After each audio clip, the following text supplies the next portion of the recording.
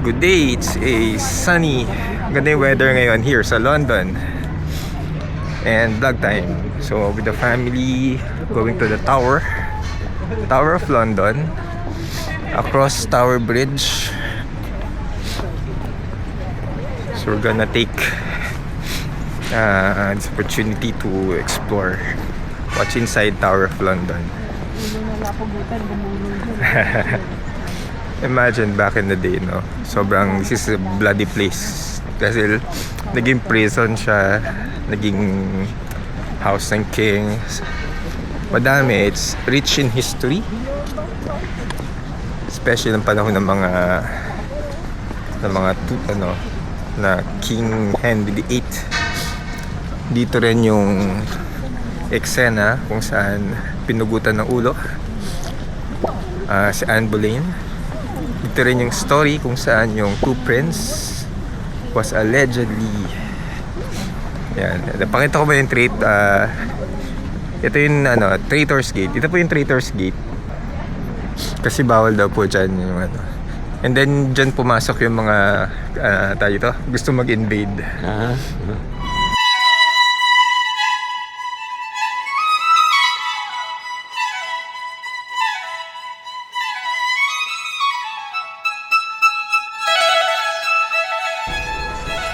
So we're inside.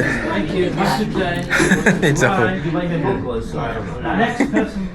Paan mo ng video. Ako? Raven Shop. Okay, sorry.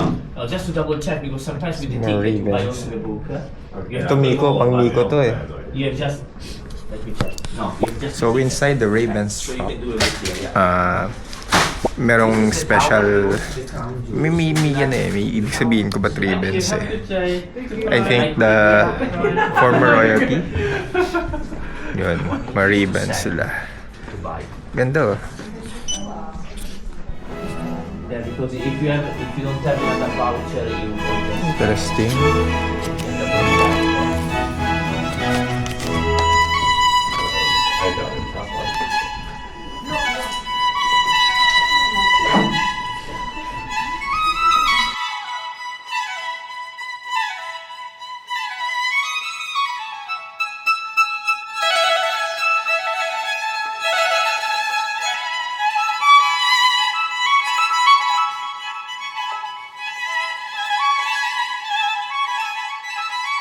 So parang naging zoo dati. Naging zoo temporary ditong Kasi nagkaroon ng elephant here dahil regalo siya ni King Louis IX of France kay King Henry III.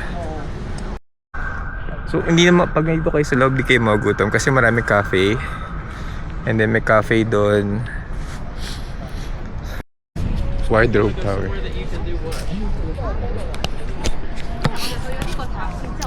It's the main tower, White Tower. Tapos meron nga silang Wardrobe Tower. Ito yun, nasa Raven. So imagine yung ninuno ng Raven. Dito sila.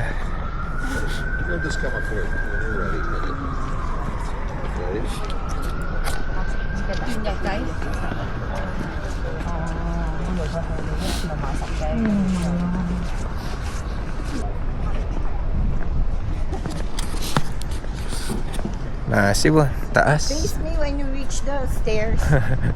Sige po.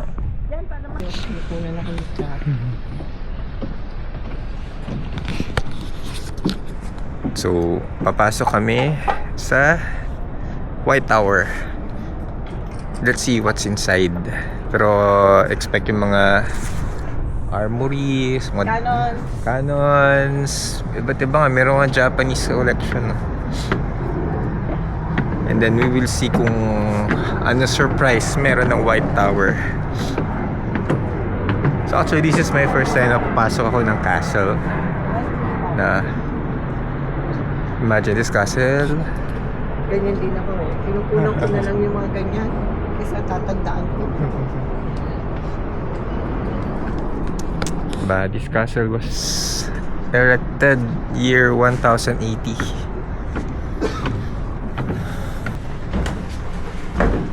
Going inside the castle. Finally, it's warm. Okay, we're inside the castle right now.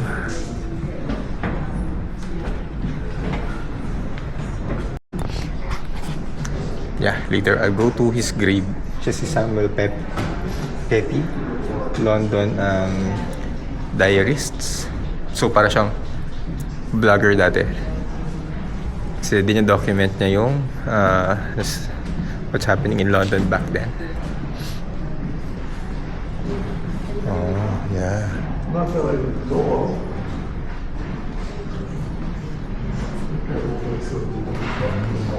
Interesting.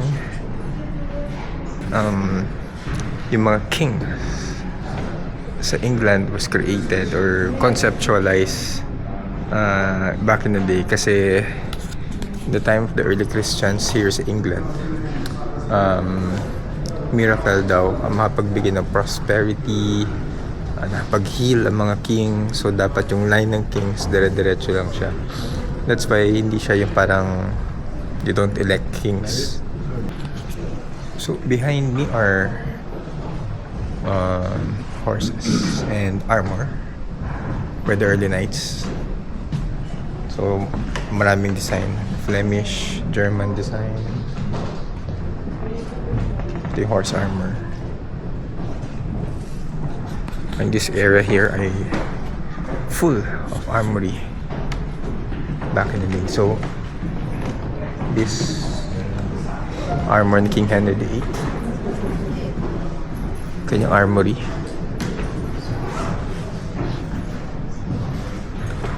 So sa background, si King Henry VIII, isa sa mga prominent kings here by the Tudors. Siya rin yung syempre king na may gout. So yeah, pero hindi siya nakalibing dito. Nakalibing siya sa Windsor Castle. Pero these are yung mga armors niya.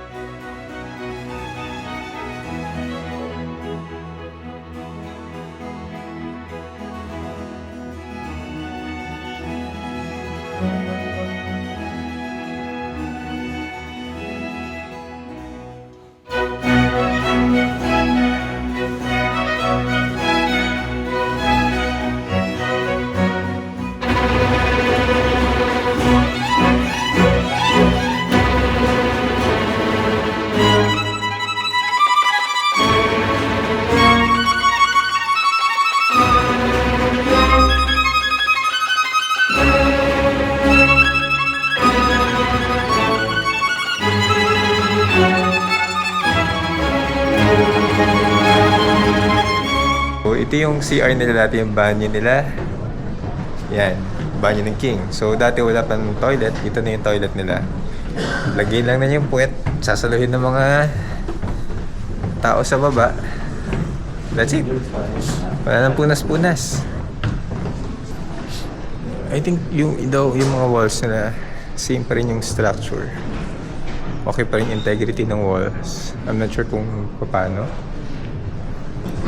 I think yung wood, same wood pa rin as before.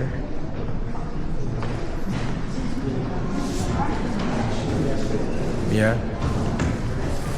their woods are the same. They stay the same back in the day. If you can see,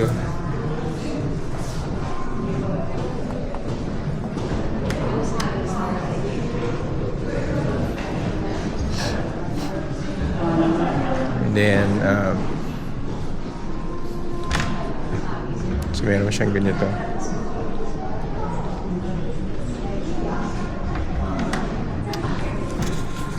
So I'm thinking of buying one book. Nakita ko sa baba.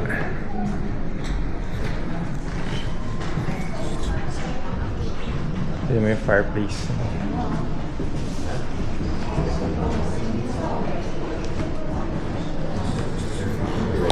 So, pag mainit sila, andito sila. Fireplace. Punta sa taas.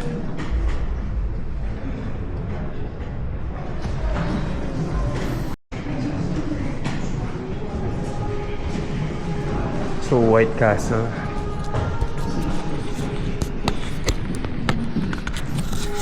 So, kaya naman kaya siya tinawag na White Castle back in the day. Because, go ahead.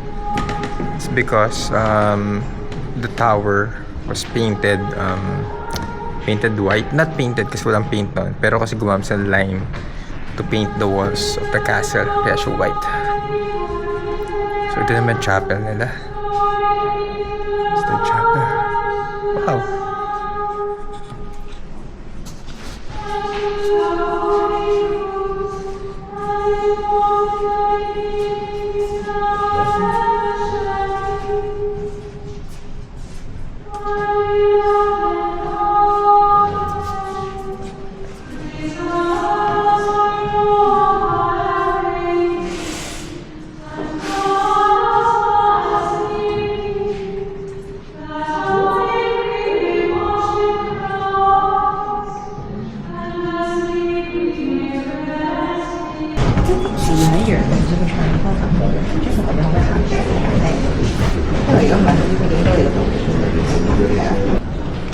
So that's King Henry VIII.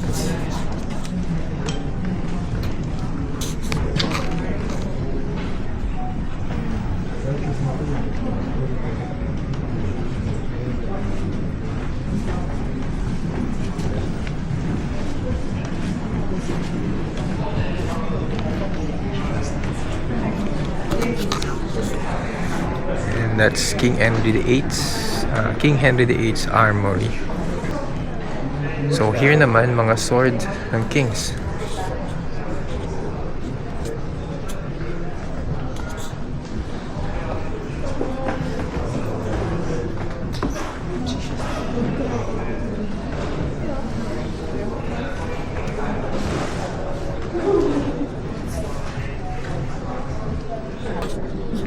So I mentioned earlier, may armor, di ba, mga knights and kings.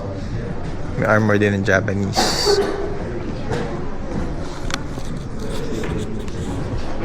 Shields, armor, may guns.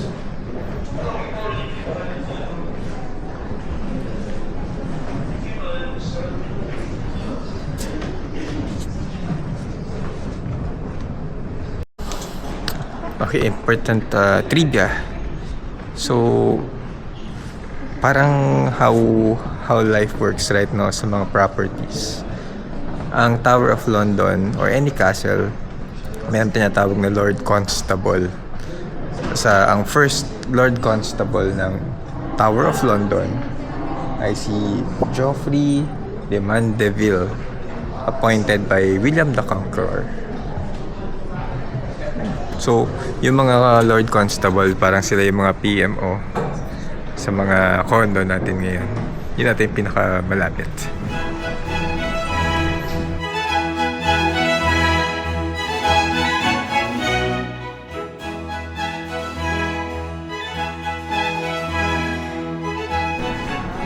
I got myself a souvenir, a coin. Ganito yung itsura ng coin nila dati. So, got one. Hindi ko nga siya pwedeng gastusin.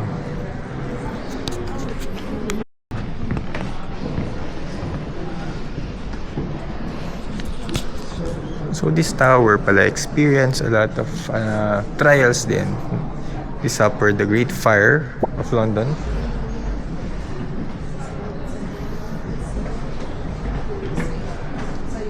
Yeah, nasunog siya before. Tapos nag-suffer din sa Blitz during World War II.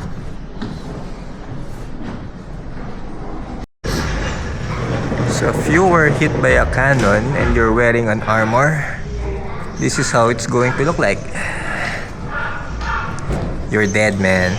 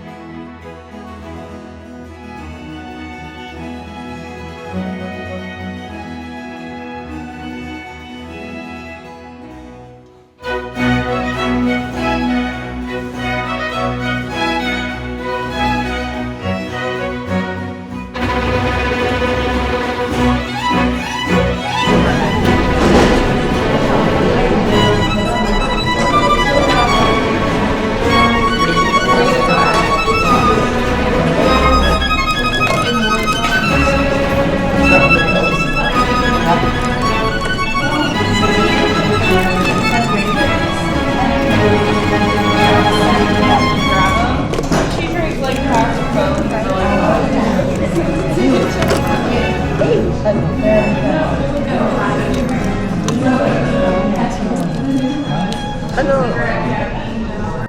We're entering the Crown Jewels. So, hanggang dito lang yung video because no video is allowed inside. Diyan muna kami sa Crown Jewel.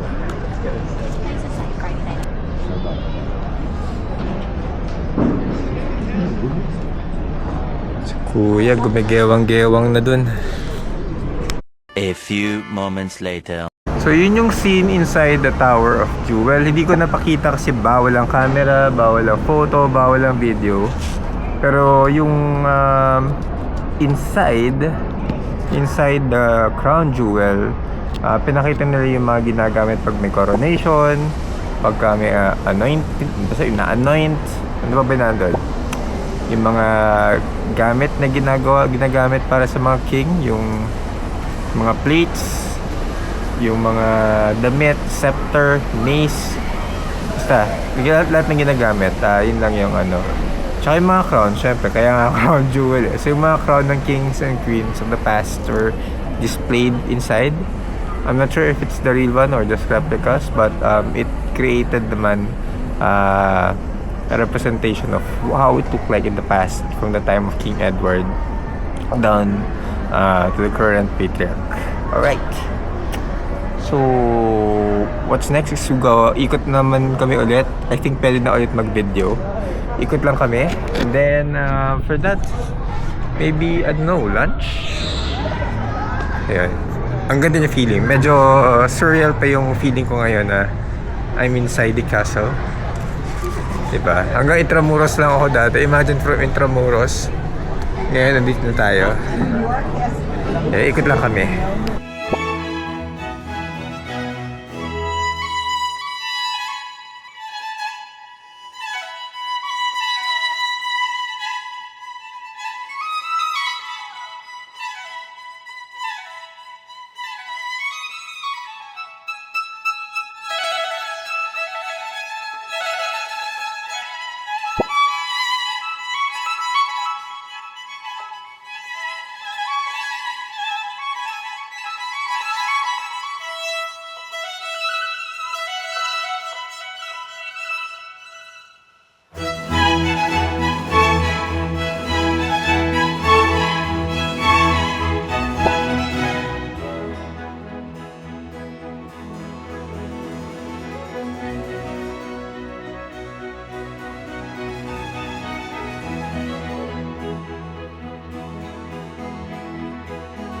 Ata sila. Ha? Nag-relax.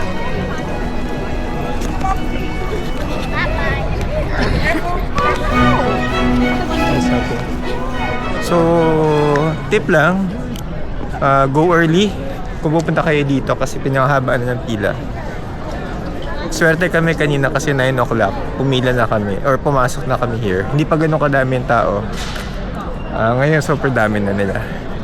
So be there early. She was in prison in the gentleman jailer's house, number 5, Tower Green. Green door on the left-hand side. One there, the witness to her husband.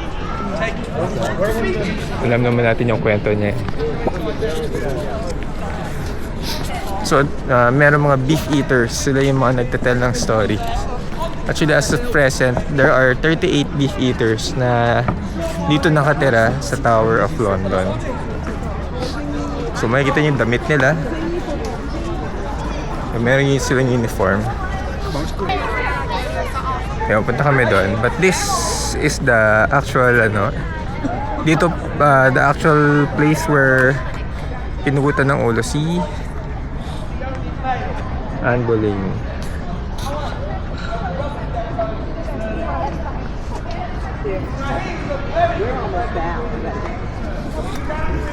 So, Anne Boleyn was beheaded in that exact location.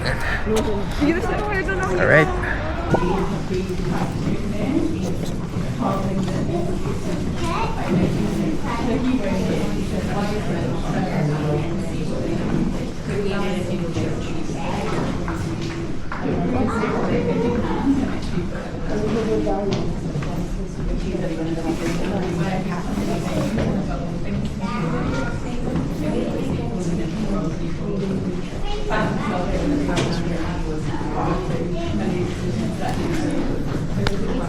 So there are actual curving sa wall. And they have curved information sa wall.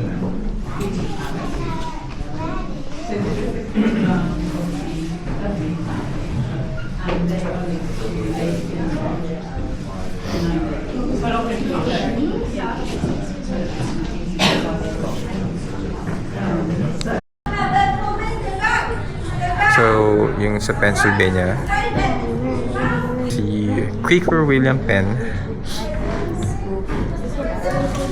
noong 1668 dahil for promoting siguro different belief, and then afterwards pinadala siya sa North America and nagsettle sila doon. Hence si Quaker William Penn yung naging pinangalan sa kanya yung Pennsylvania State sa United States.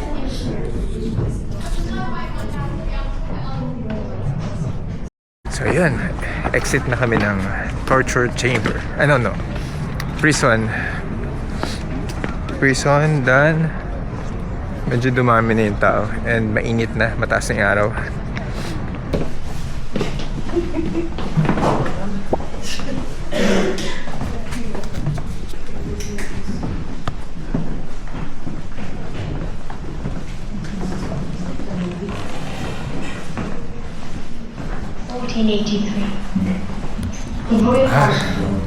So dito nilagay yung dito yung prince. 9-year-old Prince Richard and their 5 sisters. On the 9th of April, King Edward died. First human king, Henry VII. The new king marries Elizabeth, the sister of the missing princess. The groom is Mary Comfort, wife of St. Richard III, death of Merlin.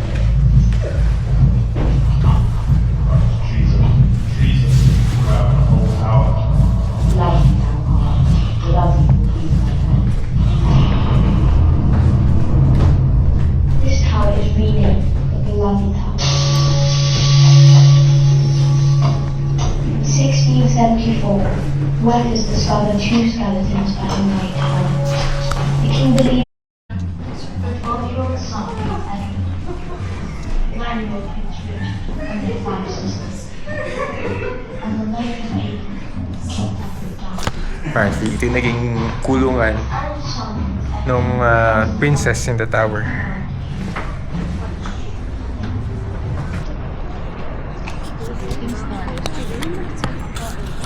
So, ito sa mga cottages na to, it's a private area.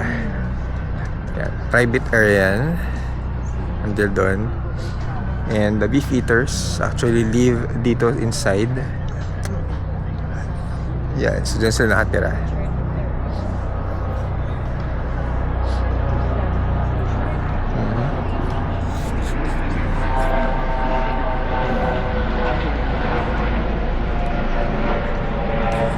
So yung mga maple trees na to, yan, medyo matatagal na rin nandyan. Centuries old na yan. Okay. So our next stop is the torture chamber.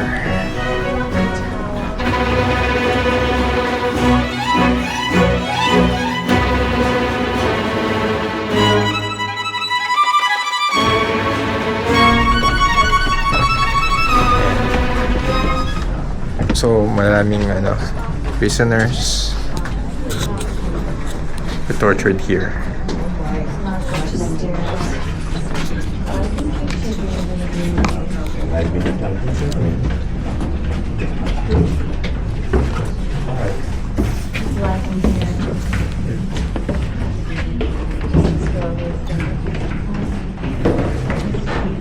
Grabe.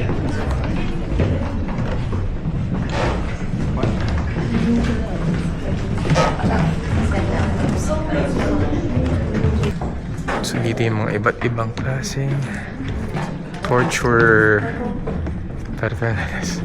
Yung may tawag dun. So, madaming pan-torture na gamit here. Prisoner lies and wait, Michael. Scavenger's daughter. And puts Manako. puts out his hands. Somebody would turn that. So, yung mga napapanood natin sa mga movies before literally happened here inside the torture chamber. So, imagine yung tao nasa loob.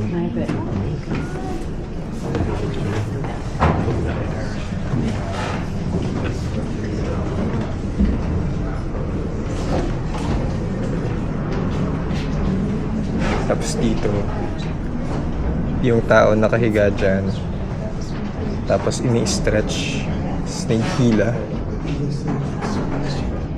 Nahihila yung tao. So, sobrang torture niya. Imagine yung bones. So, dati, there are people na nandito. Tino-torture dito. Sa mga sections na torture. Hindi there are mga gamit rack. For sure, marami pang iba. Okay, sana na-enjoy na yung trip natin sa Tower of London. Sobrang informative siya. Masaya siyang trip.